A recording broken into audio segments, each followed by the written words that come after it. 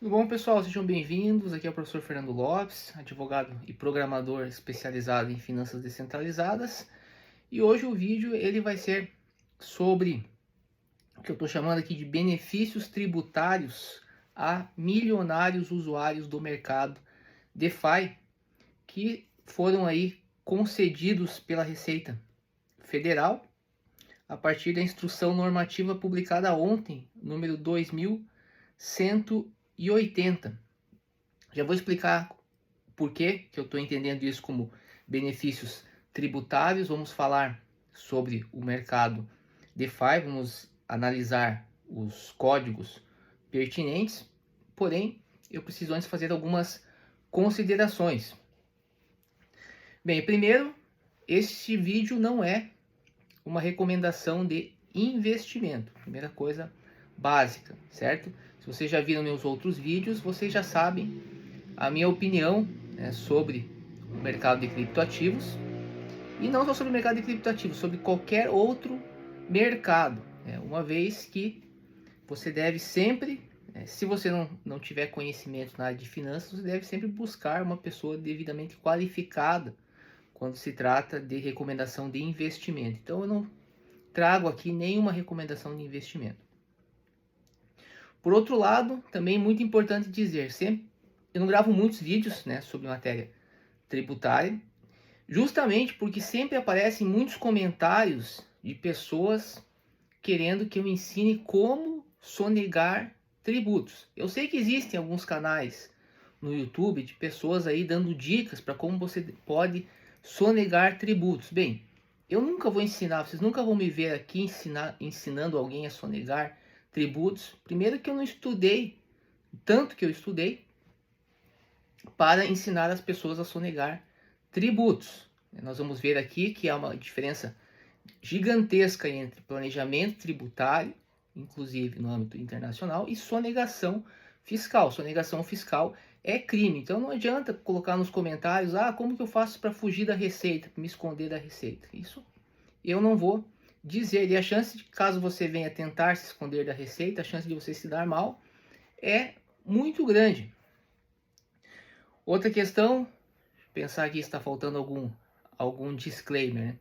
Bem, eu acredito que não, né? Acho que seriam esses dois os principais. Bem, apenas antes de entrarmos aí, né, no tema específico, também falar sobre o livro que eu publiquei recentemente com a doutora Marcela Zorzo, que é o Guia Jurídico da Tokenização. Então, para quem se interessa, né, por compreender quais são os principais aspectos jurídicos envolvidos hoje nos processos de tokenização, eu recomendo este livro. Tem um capítulo, inclusive, aqui falando sobre flash loans, já vamos falar sobre os flash loans e direito empresarial. É um livro que tem sido já utilizado, inclusive, por outros pesquisadores em projetos práticos, ok? Vou deixar o link, caso você tenha interesse. Lembrando que esse é o terceiro livro que eu publico sobre o mercado de criptoativos.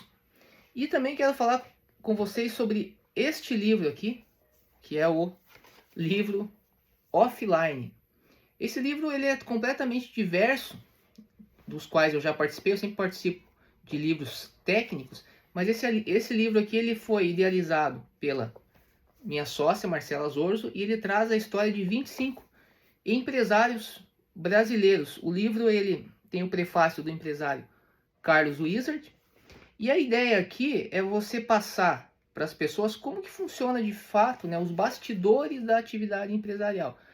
Não é aquela coisa de, por exemplo, eu contar só o que é bom, né? Dizer, ganhei tanto, não. É realmente retratar aqui a história do empreendedorismo, vamos dizer assim, personalizada, né, em 25 empresários brasileiros. Alguns já muito conhecidos, já tem o próprio Carlos Wizard, né, já constou na Forbes, né, como um bilionário brasileiro, e outros, né, como eu, pobres, né, sem um tostão no bolso, mas aqui firme, sempre trabalhando. Ou seja, você vai conseguir ver a história, né, e ver como de fato é a realidade de empreendedores, né, de todos, em todas as suas áreas, tanto aqueles que já conseguiram chegar no topo, quanto aqueles que estão ali trabalhando.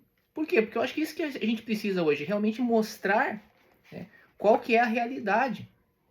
Então aqui nós temos, por exemplo, figuras do entretenimento como o Diogo Portugal, empresários aí bem conhecidos como a Natália Martins.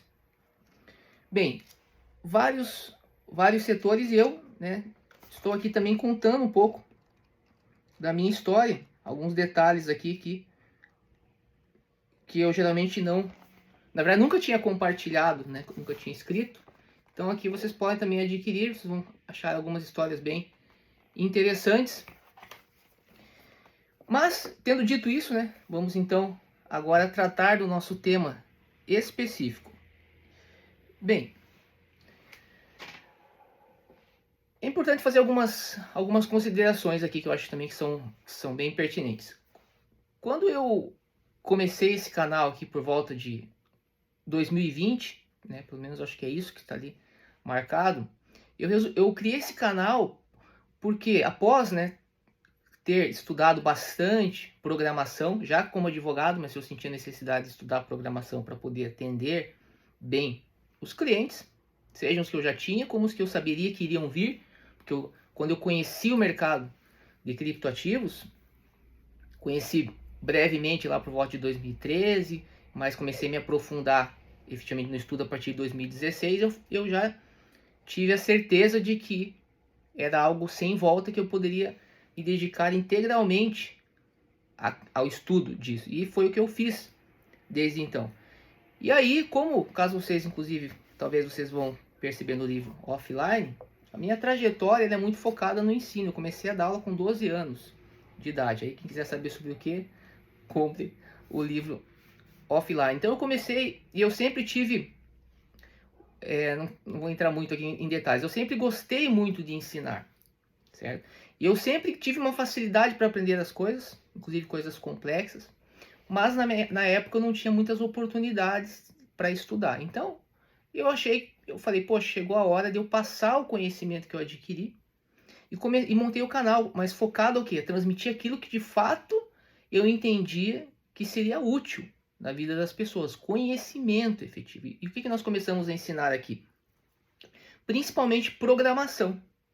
Falei, se eu ensinar programação, né, para essas pessoas, com certeza elas vão utilizar isso depois como advogados ou depois como analistas, não necessariamente como programadores, e eventualmente até como programadores. Muitos tomaram, eu sei que hoje tem muitos programadores hoje que estão atuando, que tomaram conhecimento do assunto vendo o meu canal e hoje são grandes programadores, estão atuando aí em grandes empresas. Então, inclusive, né, até um detalhe que me surge agora, inclusive eu já cheguei a ser contratado para prestar serviço jurídico, né, para um pessoal que conheceu o assunto vendo meu canal, daí montou um projeto relativo à parte de games, né, metaverso, etc, bem interessante, e aí eles me contrataram para prestar assessoria jurídica. Então, você veja, isso foi um grande reconhecimento.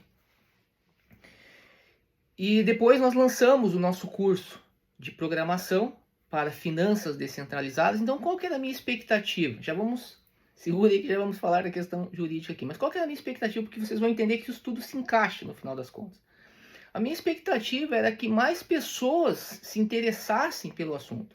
Que nós tivéssemos hoje mais canais ensinando de fato, né, programação sobre esse mercado, sobre criptoativos de forma geral. Claro que nós temos hoje canais falando sobre conceitos como blockchain, como criptomoedas, mas são muito poucos os canais que tratam o assunto de maneira técnica, profissional.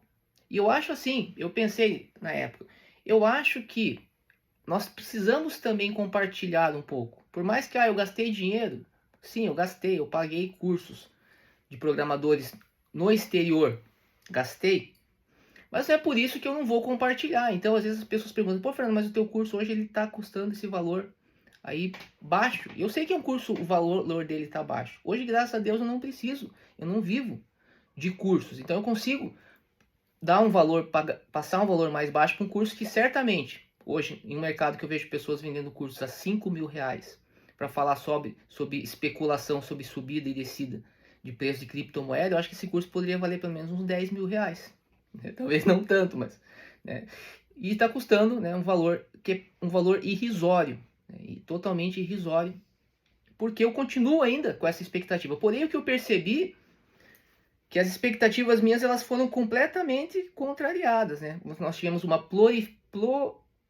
proliferação, né, de pessoas simplesmente buscando captar recursos, e aí alegando aí a tal da as características da blockchain, mas que na prática são todas anuladas pelos sistemas centralizados, ou seja, praticamente não serve para nada, e não serve, praticamente não serve efetivamente para nada, e realmente isso é que acabou prevalecendo, né? É uma pena, realmente, talvez tenha explicações aí, né, no déficit educacional que nós temos no Brasil. Hoje as pessoas elas acham que elas vão fazer um curso de 2 a 3 meses e vão ter uma renda passiva no DeFi. Infelizmente essa é a crença, e se você fala alguma coisa contra isso, tem um monte de gente ali falando que não, que você está errado. Ou seja, o cara acabou de ouvir falar sobre criptomoeda, né, e já acha que conhece o mercado, que vai ganhar milhares de dólares, né? Tivemos agora recentemente, inclusive, um influenciador que foi hackeado. Vamos falar sobre isso, prática muito comum, algo que acontece corriqueiramente com não programadores que tentam entrar e operar no mercado DeFi. Então, e por que eu estou falando tudo isso? Porque a análise que a gente vai fazer hoje dessa normativa, da instrução 2180, que eu vou trazer para vocês, eu consegui fazer essa análise que eu estou oferecendo justamente por causa desses conhecimentos. Então, fica aí, né, para você que quer se aprofundar o nosso curso. Ah, mas eu não quero fazer o teu curso. Não precisa, inclusive. Se você, por exemplo, já sabe falar inglês fluente, capaz de assistir a um vídeo, né, em inglês, ou talvez pagar aí alguns cursos. Nem precisa pagar, tem uns cursos até em inglês muito bons. Consegue entender tudo, ótimo. Talvez você nem precise fazer o curso, mas tem muitas pessoas que têm dificuldade. Então, no curso, por exemplo, eu procuro passar coisas que eu aprendi nesse sistema, do cara ali falando a tantos quilômetros por hora, né, o inglês sobre programação para finanças descentralizadas, e eu procuro trazer isso de forma mastigada, com a máxima didática aí que eu acredito que eu adquiri ao longo aí de mais de 30 anos ensinando. Certo? Então, é fundamental, porque se você não conhece os detalhes do fato, você não sabe os detalhes como que funciona o mercado DeFi, as suas análises vão ser superficiais, não importa se é no âmbito jurídico, em que âmbito seja. Bem, eu acho que era isso que eu queria falar inicialmente, antes da gente entrar no assunto. E podemos então agora falar especificamente aqui do que eu estou chamando aqui desses benefícios fiscais. Bem, o que acontece, né? Vocês devem ter, estou com uma colinha aqui, do que eu estou escrevendo um artigo sobre o assunto, com os números das leis aqui, para passar para vocês.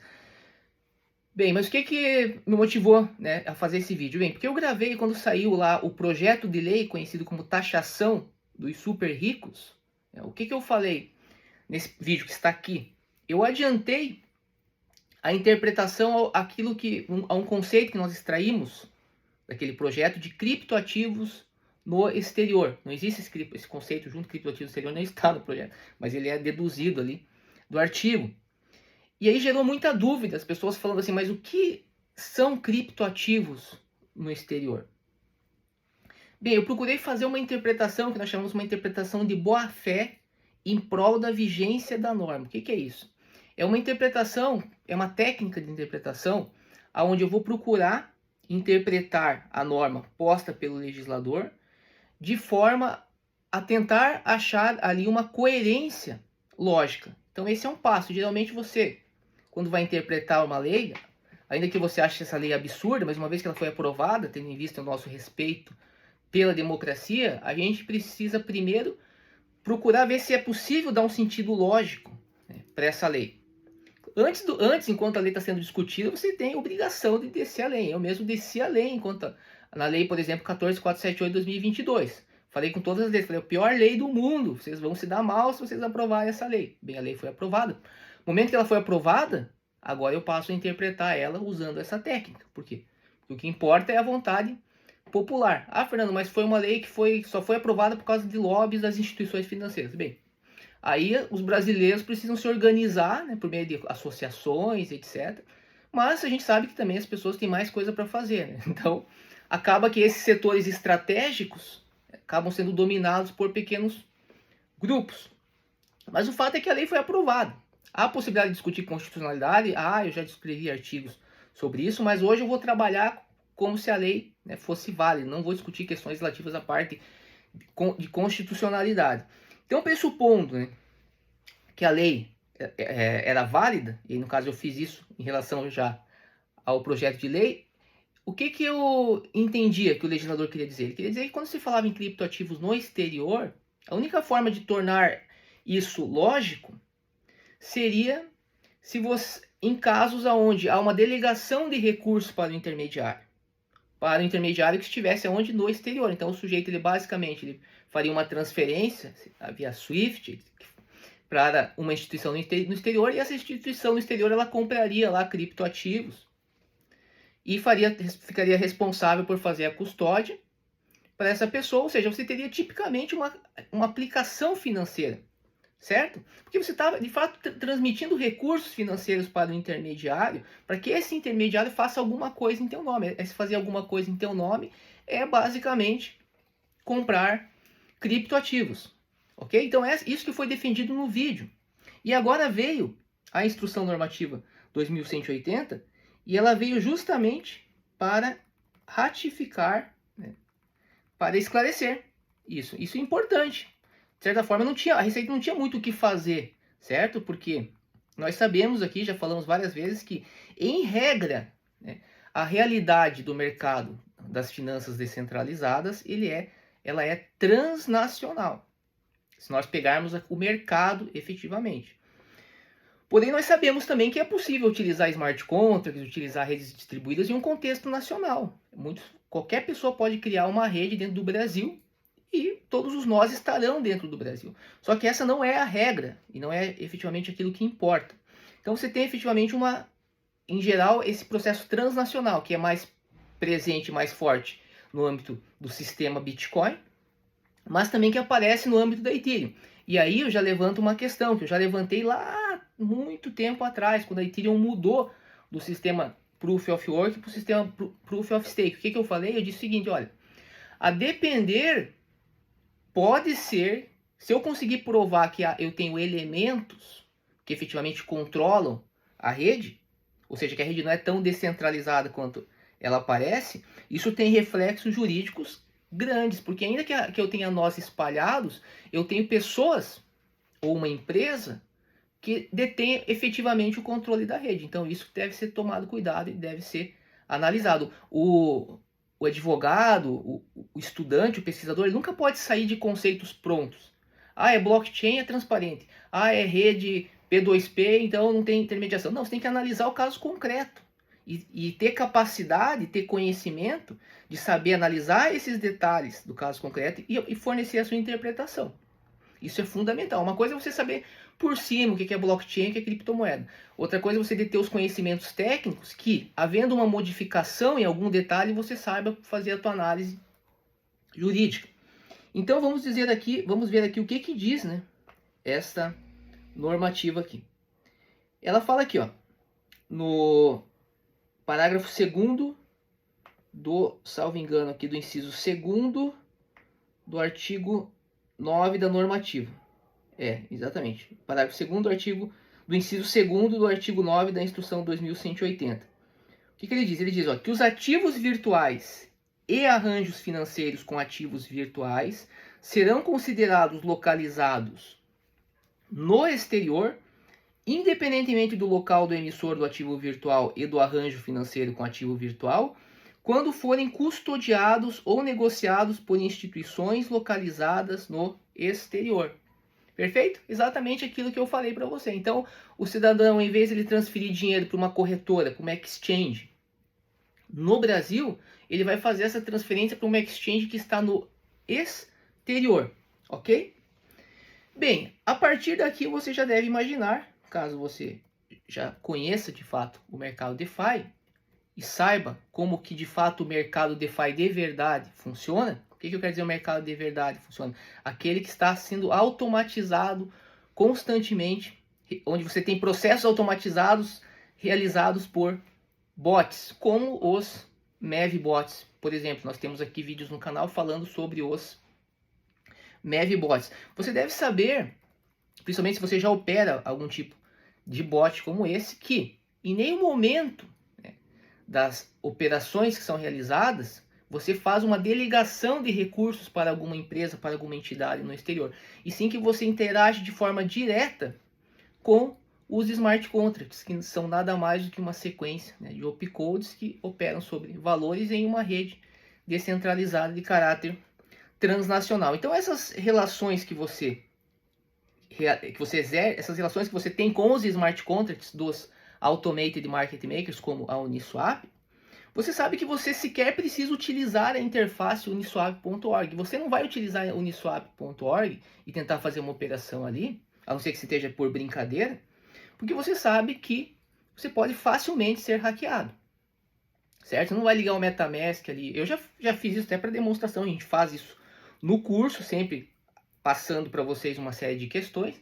Mas a gente sabe que quando eu vou trabalhar com dinheiro real, com criptoativo real, eu não vou fazer uma loucura dessa. Eu vou, obviamente, tomar uma série de cuidados que não envolve só o conhecimento do software que você vai desenvolver para operar, mas também em relação a softwares defensivos, né, de modo a evitar que você, por exemplo, seja hackeado. Porque mesmo que você venha programar algo e saiba como interagir com as funções dos smart contracts, da Uniswap, lá, por exemplo, na versão V2 com o Pair Smart Contract, mesmo assim, se você não tomar determinados cuidados, você sabe que você pode ser hackeado, certo? Então, mas isso é mais fácil de você. O mais difícil realmente é entender o mercado das finanças descentralizadas e desenvolver os softwares para interação. Essas questões de proteção hoje são aí mais difundidas, é mais fácil para você conhecer os softwares e operar, né? Mais fácil também, fazendo aqui sempre em tese, né?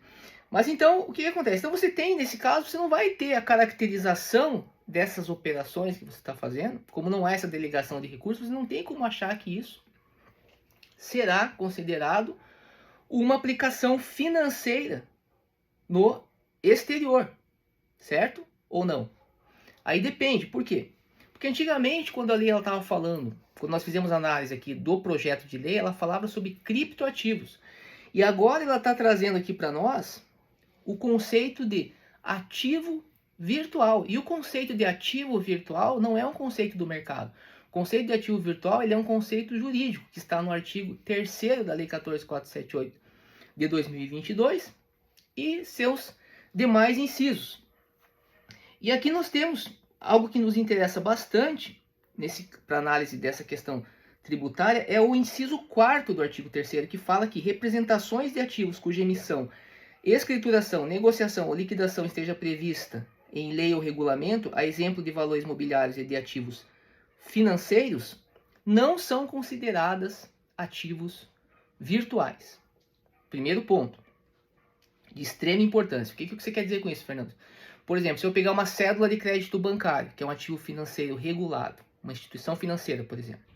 Se essa instituição financeira vir, por exemplo, a tokenizar essa cédula de crédito bancário, nós vamos ter uma cédula de crédito bancário tokenizada, essa cédula de crédito bancário tokenizada não será considerada um ativo virtual. Isso significa que a instituição financeira não precisará de autorização do Banco Central para poder negociar esse tipo. Autorização qual? Que será emitida para as prestadoras de serviços de ativos virtuais. Por que não, Fernando? Porque você já tem uma regulação. Então, prima facie, já vou explicar por que prima facie, não haveria qualquer lógica em eu estabelecer uma nova regulação em cima de uma regulação, porque os ativos financeiros já têm toda uma regulação.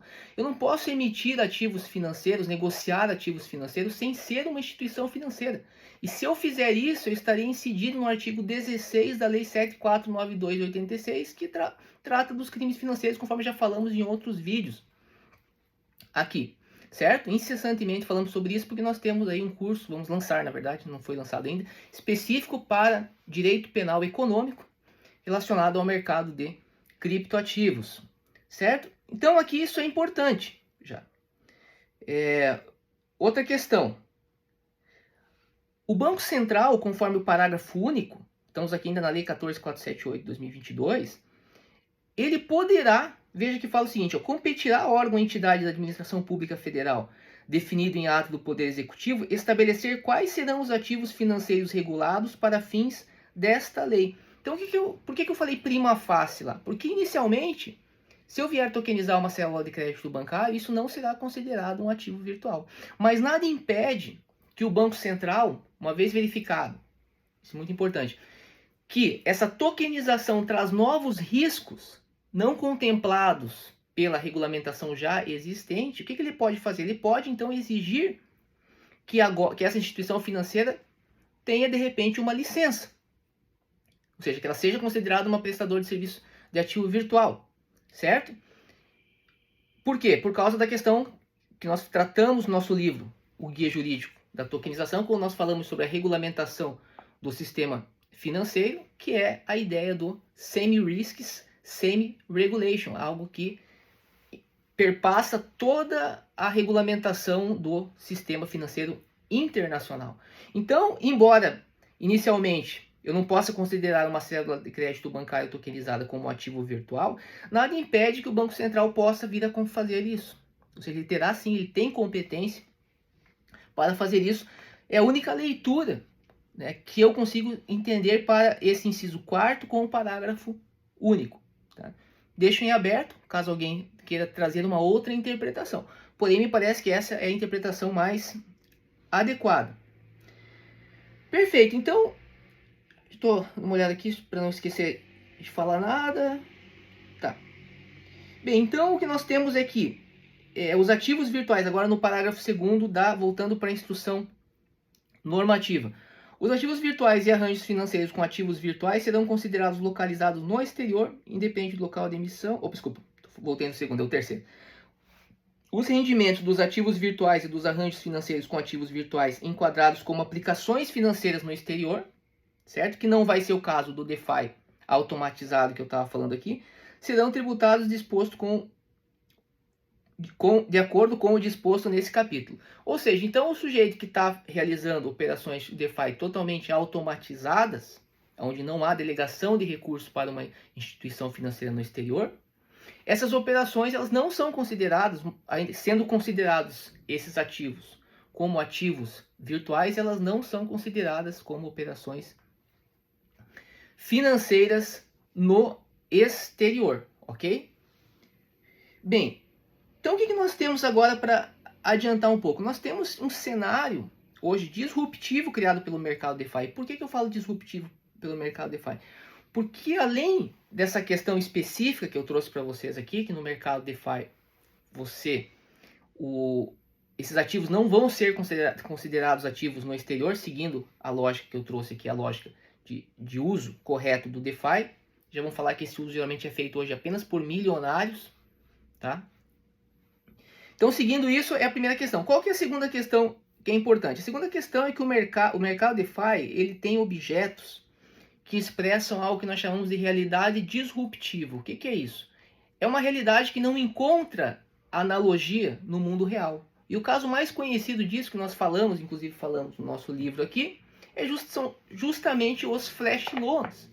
Se eu falar para você, que trabalha no mercado financeiro, que eu consigo fazer um empréstimo do banco X de $1 milhão sem sequer me identificar,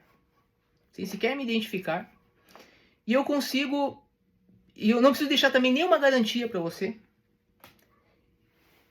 e mesmo assim, mesmo você sem me conhecer, que você mesmo me dando $1 milhão, você pode ter certeza de que eu vou devolver o dinheiro. O que você diria para mim? Ficou louco, esse advogado é maluco, pode internar.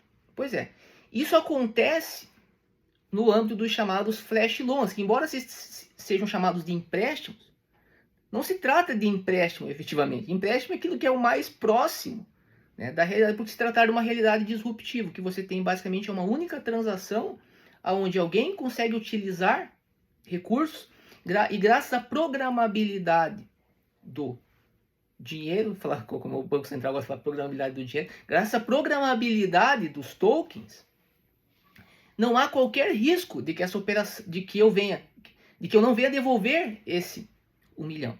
Se eu não conseguir, conforme nós vemos e no nosso curso nós ensinamos a fazer um flash loan. Se eu não conseguir ter sucesso na operação, eu vou perder o gas, mas não há como eu fazer porque tudo é programado. Então eu tenho, obviamente, o risco cibernético do contrato ter sido mal elaborado, etc. Mas é uma outra questão, certo? Então nós temos lá os flash loans, temos outra questão, os flash mintable tokens, por exemplo, que não tem como eu considerar esses ativos como ativos financeiros ou aplicações financeiras, uma vez que não há qualquer similaridade entre esses ativos e os ativos do mundo real, ok? São justamente por se tratar de uma realidade disruptiva que exigiria uma normatização específica, organizada, conforme nós temos, por exemplo, no âmbito da União Europeia, no chamado Marketing Crypto Assets. No Brasil, nós simplesmente temos um conceito extremamente inespecífico, que é o conceito de ativo virtual. Bem, então, o que nós temos aqui na... A outra questão interessante também é a própria stablecoin, né? O que a stablecoin ela é? A stablecoin ela pode ser considerada como uma representação digital de valor, de um valor muito próximo ao dólar, soft peg, né, como se fala, que pode ser negociada ou transferida por meios eletrônicos e utilizada para a realização de pagamentos ou com propósito de investimento, ou seja, exatamente a descrição que nós temos no inciso do caput do artigo 3º, isso é proposital, que eu fiz aqui. Ou seja, e essa stablecoin, o que ela é considerada então? Como é que eu vou considerar ela? Eu vou considerá-la como um ativo virtual. Não se trata efetivamente de ativo financeiro. E uma vez realizada uma operação no mercado DeFi focada em stablecoins, ou seja, focada em ativos virtuais, eu não tenho como considerar que essa operação se tratou de uma aplicação financeira no exterior por causa das características do mercado DeFi, cotejadas com a exigência trazida pelo parágrafo 2º da instrução normativa, que exige esse contrato, né? Esse é um termo muito importante também. Quando você tem uma aplicação financeira, geralmente você tem a figura de um contrato, independente do tipo de aplicação. Assim que as coisas funcionam. Eu tenho um contrato com um agente que está lá no exterior. Se esse agente pegar meu dinheiro, não comprar criptoativo, ou a depender das cláusulas contratuais, eu tenho um crédito que eu passo a ter em relação a ele. Coisa que não ocorre em relação, por exemplo, a operações que são realizadas também mutatis mutandis aqui, né, de acordo que o Bitcoin também você consegue realizar operações programáveis, não com a mesma flexibilidade que você tem no âmbito da rede Ethereum, porque as linguagens, que no Bitcoin é chamada linguagem de script, ela não tem os mesmos opcodes que eu tenho na linguagem que eu utilizo no âmbito da rede Ethereum, certo? Nós estamos aqui inclusive, dando um curso gratuito, onde nós estamos montando uma réplica simplificada da Ethereum, que inclui uma linguagem de programação para smart contracts, totalmente construída com JavaScript e Node.js. Bem, então eu acredito que já deve ter ficado claro aqui que o mercado DeFi, então, ele passa a ser um grande instrumento de planejamento tributário internacional, justamente por causa dessas características que eu esbocei aqui, como, por exemplo, a fluidez que o capital passa a ter em o âmbito transnacional, ou seja, você consegue transferir, inclusive, stablecoins de uma forma muito rápida. A depender dos softwares que você utilize, você consegue fazer operações com alto grau de anonimização, ou seja, mitigando a pseudo-anonimização característica da rede. Isso faz com que os milionários hoje, eles estão tendendo a utilizar cada vez mais o DeFi. Isso só tende a aumentar daqui para frente. Eu já falei em outros vídeos, na verdade, falando desde o começo do projeto do Real Digital, que a inspiração para a Drex, de acordo com o projeto piloto do Real Digital, é o mercado das finanças descentralizadas. Porque isso tudo que eu estou falando para você, certamente as instituições financeiras, eu acredito, né, já sabem, certo? Desse cenário que eu estou passando para você aqui. Isso aqui não é para ser nenhuma novidade.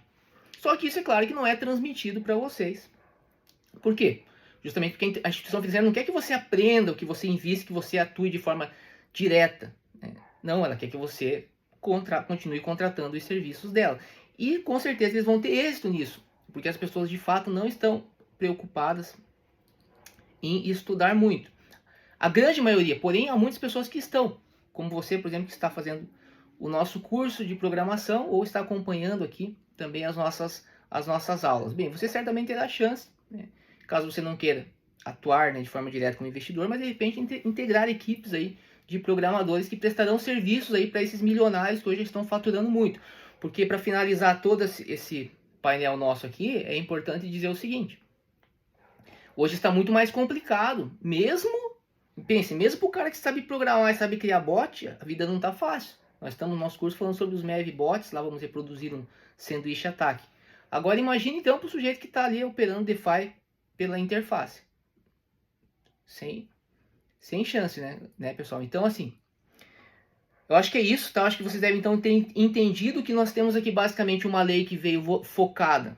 A lei, aqui eu falei da instrução normativa, mas ela está regulamentando uma lei, que foi oriunda daquele projeto que nós analisamos, falando que era uma lei contra de taxação dos super ricos. Mas nós sabemos que os super ricos, eles sempre encontram os loopholes, né, como alguns gostam de falar, aquelas brechas na lei. Isso eu tenho observado desde o início da minha atividade de advogado, quando pude, por exemplo, atuar em casos envolvendo grandes instituições financeiras como o UBS, conhecido conglomerado financeiro. Muitos processos já anulados. Então, o que acontece? Você tem muitas brechas na legislação e essas brechas são devidamente utilizadas por esses milionários que já estão utilizando o DeFi e vão começar a utilizar DeFi muito mais. E sempre há tempo de você começar a se preparar, começar a estudar, porque assim, a autonomia, ela só vem a partir do conhecimento. Não é o Bitcoin que vai te dar liberdade. O Bitcoin dá liberdade, nada vai dar liberdade para você. Você é que constrói a tua liberdade a partir do conhecimento que você venha a adquirir. E hoje, o conhecimento hoje ele está muito mais distribuído como era na minha época, por exemplo. E isso significa o quê? Significa que as coisas ficaram mais fáceis? Não. Porque tem muitas pessoas que já têm facilidade para aprender, que estão adquirindo esse conhecimento, e o que elas vão fazer? O que vai acontecer? Simplesmente elas vão dar um passo a mais. Então as coisas elas vão evoluindo, mas isso não significa que aquilo, por exemplo, hoje que eu faço, vou pensar o chat GPT, que eu faço lá, uma pessoa faz com o chat GPT. Um outro sujeito que tem conhecimento maior, ele faz mais. Então se um chega aqui, ele vai chegar mais longe. Então quanto mais você se preparar, você vai então conseguir obter melhores resultados. E claro, para finalizar definitivamente o vídeo, já estamos quase com 40 minutos. Acho que podia ser até uma live. O que eu estou querendo falar? Voltando àquilo que eu falei. Você não precisa sonegar tributos para pagar menos tributos. O que você precisa é ser capaz de fazer um bom planejamento. O contribuinte ele pode ter 3 caminhos. Um desses caminhos não paga tributo. Ele realiza a mesma atividade formalista. O segundo paga um pouco mais e o terceiro paga muito mais. A lei não obriga que você escolha o caminho que você vai pagar mais tributo. Se você conseguir fazer a tua atividade, a mesma atividade, por exemplo, em muitos casos aqui usando o mercado DeFi, sem pagar tributo, e desde que isso não viole a lei, excelente, você não está cometendo nenhuma ilicitude. Se você escolher o caminho um pouco mais complicado, mas você não é obrigado a pagar mais. E a função do advogado é justamente essa, trazer para o cidadão controlar o poder do Estado, né? Basicamente é isso que é a função do advogado. Então trazer para o cidadão ferramentas, mostrar para ele os espaços que ele tem de liberdade. Certo? Ainda vou escrever um artigo, tá? Onde você vai ter esse conteúdo bem mais fundamentado, mas eu acredito que já está bem claro. Se você entende, sabe como funciona o mercado DeFi, se você conhece os objetos, realmente conhece, né, os objetos que são negociados, se você entende como de fato ocorrem essas negociações, ocorrem de fato as negociações lucrativas, seja para muito além da interface, né, dá até um título aí de um livro, para muito além DeFi, muito além da interface, sabe também dos riscos que são proporcionais, né, porque tem ataques, tem soluções já tecnológicas criadas contra ataques, como flashbots, porém, às vezes já tem casos que o sujeito usou flashbots e mesmo assim ele foi hackeado pelo validador, tem casos assim também. Então, ou seja, não é fácil, né, finalizando, não é fácil ganhar dinheiro, conforme eu sempre digo. Certo, pessoal? Então nós temos hoje algo que pode ser muito explorado, tá, pelos contribuintes, desde que sejam capazes de utilizar essas ferramentas. O problema é que, conforme eu já mencionei, cada vez está mais difícil, mais concorrido realizar operações conforme as que eu estou falando. Mas a vida não é fácil, certo? Então, espero que vocês tenham gostado do vídeo e nos vemos na próxima aula. Grande abraço.